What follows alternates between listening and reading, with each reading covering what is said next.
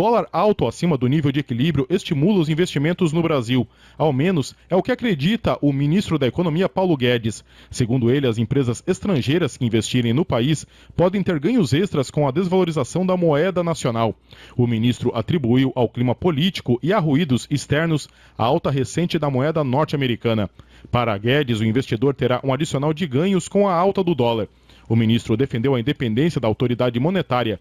Para ele, as eleições de 2022 estarão livres de interferências do Banco Central no câmbio, porque será a primeira vez que a disputa ocorrerá com a instituição submetida às regras de dependência. O ministro voltou a defender a aprovação da PEC dos precatórios, que permite o parcelamento das dívidas com sentença definitiva na Justiça e muda a fórmula de correção do teto de gastos. Na avaliação de Guedes, se a PEC não for aprovada no Senado, haverá uma explosão de gastos com precatórios nos próximos anos. O ministro afirmou ainda que essas despesas podem superar 100 bilhões de reais e inviabilizar o pagamento de benefícios sociais. Para a Jovem Pan, William Tenório. Bom, Paulo Guedes está passando pano tá passando pano na pauta, né? Vamos lá, tem duas questões. O dólar está alto, isso afeta muito a inflação, o custo de vida e o poder de compra do brasileiro. Então isso é péssimo. Mas o Paulo Guedes tem razão no que ele diz que isso atrai muito investimento. Em termos, tá? Vamos lá. Por que o dólar alto atrai muito investimento? Isso é bom para a economia? Depende. O dólar está alto porque a economia está ruim. O dólar está alto porque está fugindo dólares da economia brasileira. Então tem menos dólar, o preço do dólar se eleva. Ou seja, o dólar alto não atrai investimento. O dólar alto é consequência de um ambiente desfavorável para investimento. E o que é esse ambiente desfavorável? Risco fiscal e risco jurídico. Tá? E é consequência da pandemia, consequência do governo atual que não vem conseguindo fazer as reformas, consequência dos últimos governos.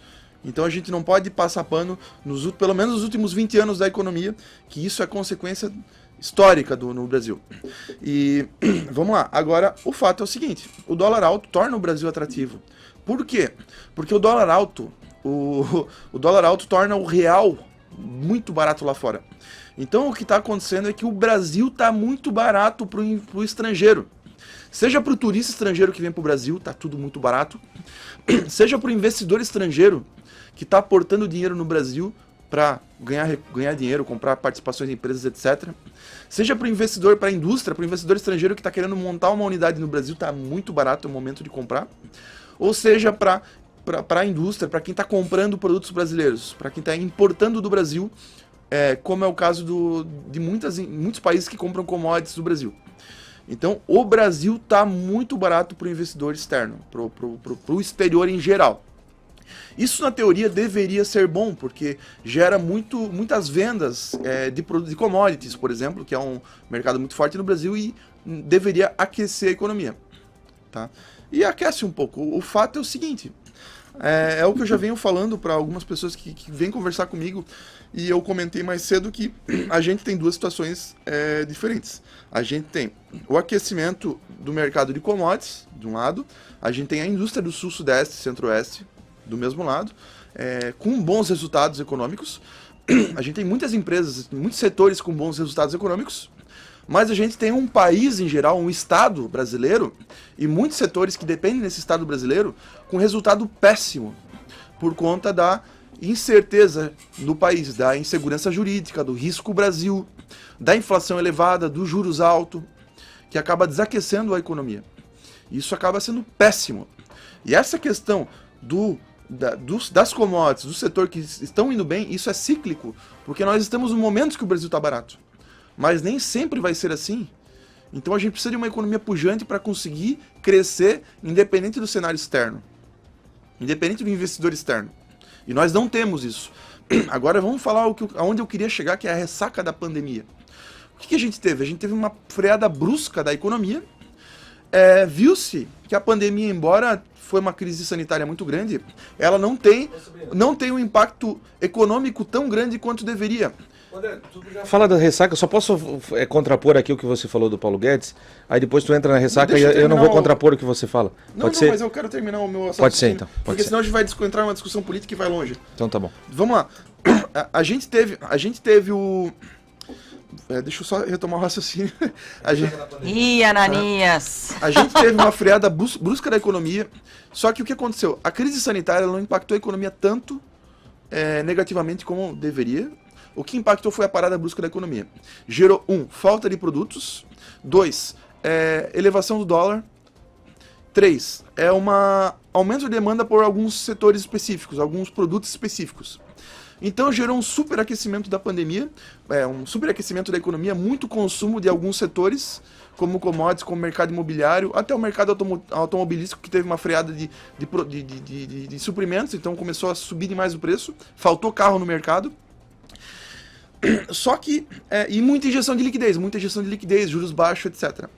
Só que qual que é o problema? O problema é que agora nós vamos chegar no momento que essa questão, essa demanda, oferta e demanda vai normalizar, os preços estão muito elevados, o mercado não vai mais comprar, não vai mais atender essa oferta, porque os preços estão elevados demais, e a oferta de capital, a oferta de recursos não está tão elevada, e a gente vai começar a ver um desaquecimento da economia com juros altos, inflação alta, e aí sim, em 2022, 2023, a gente vai começar a sofrer um pouco mais os efeitos da pandemia do que a gente vem sofrendo agora. Por isso, nós precisamos de reformas. Agora sim, Ananias. Agora sim, falando sobre o Paulo Guedes especificamente, o Paulo Guedes teve essa postura e é compreensível. E eu gosto sempre de lembrar, não é que o dólar está alto, é que o nosso real está desvalorizado, a nossa moeda está desvalorizada. Essa é a compreensão. Para o brasileiro, o dinheiro de fora está muito alto, mas quem olha de fora, não, aquela moeda está desvalorizada.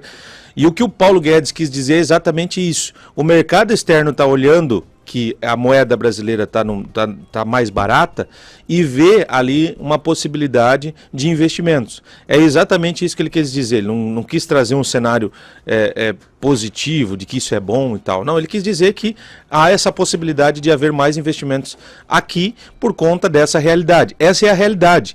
E eu acredito que essa é a característica do brasileiro, eu acho muito bacana e que eu me orgulho disso, é que a população brasileira ela tem uma capacidade de, a partir da realidade, tentar mudar a sua vida. A partir de um cenário difícil, a partir de isso é o ser humano, né? Não é o brasileiro, é o ser humano, uma característica do ser humano, que a partir da dificuldade ele vai tentar buscar alternativas para sobreviver. Sempre aquele ditado, né? Quando você está no fim do poço, tá bom, porque pelo menos ali você vai ter terra para poder voltar para cima. Então, existe essa concepção e é preciso entender o que o ministro quis dizer para não parecer que ele está dizendo que o ambiente é favorável. Não é isso, tanto é que no primeiro momento ele era contra os precatórios, entendeu que teria que ser feito isso num entendimento político, e também o Brasil precisa de reformas, e isso é um fato.